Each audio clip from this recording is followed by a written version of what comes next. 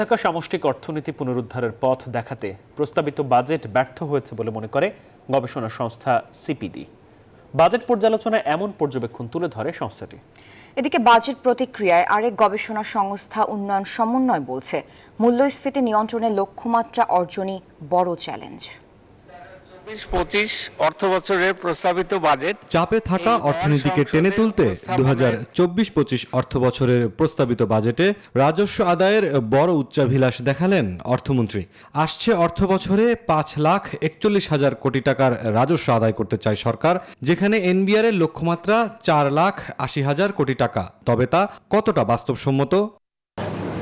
পুরনো রেওয়াজ মেনে বাজেটের পরদিন সকালে রাজধানীর বঙ্গবন্ধু আন্তর্জাতিক সম্মেলন কেন্দ্রে বাজেট পর্যালোচনার আয়োজন করে centre for policy dialogue CPD, যেখানে বহুমুখী চাপে থাকা অর্থনীতিকে টেনে তুলতে এবারের বাজেট নিয়ে তীব্র সমালোচনা করে সংস্থাটি।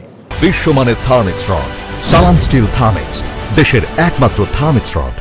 রাজস্ব আহরণের ক্ষেত্রে যে লক্ষ্যমাত্রাগুলি দেওয়া হয়েছে, বর্তমান যে আমাদের প্রাতিষ্ঠানিক সক্ষমতা রয়েছে সেটা প্রেক্ষিতে খুবই চ্যালেঞ্জিং।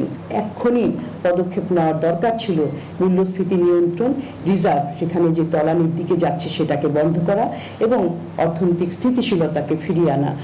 সিপিডি জানায়, মূল্যস্ফীতি নিয়ন্ত্রণ এবং রিজার্ভের উন্নয়নে সুনির্দিষ্ট দিক নির্দেশনা নেই প্রস্তাবিত বাজেটে। এছাড়া কালো টাকা সাদা করার সুযোগ নিয়ে তীব্র সমালোচনা করে সংস্থাটি। যারা কর ফাঁকি দিচ্ছেন তাদেরকেই বরঞ্চ উৎসাহিত করা হচ্ছে এবং যারা কর দিচ্ছেন নিয়মিতভাবে তাদেরকে কিন্তু তিরস্কৃত করা হচ্ছে। আওয়ামী লীগের ম্যানিফেস্টো সেই যে দুর্বৃত্তায়নের বিরুদ্ধে যে জিহাদ, সেটার দিকে যাব, এটার একটা দৃষ্টিভঙ্গির একটা ব্যাপার আছে এবং বাজেটে আমরা দেখলাম যে কোন দিকে সেটা গেল। তো এটা খুবই দুঃখজনক। এদিকে বাজেট প্রতিক্রিয়া জানিয়েছে আরেক গবেষণা সংস্থা উন্নয়ন সমন্বয়। প্রস্তাবিত বাজেটে মূল্যস্ফীতি ৬.৫% নামিয়ে আনার যে লক্ষ্য, তা বাস্তবায়ন করা কঠিন হবে বলে মনে করে সংস্থাটি। মূলত মূল্যস্ফীতি বা inflation is a monetary phenomena, অর্থাৎ মুদ্রানীতির মাধ্যমে মূলত মূল্যস্ফীতি সামাল দিতে হয়। অর্থনীতির চলমান বাস্তবতার সাথে সামঞ্জস্য না থাকায় প্রস্তাবিত বাজেট অপর্যাপ্ত ও দুর্বল মনে করছেন অর্থনীতিবিদরা। অংশ একটা মুরসালিন হক জুনায়েদ, নিউজ 24, ঢাকা।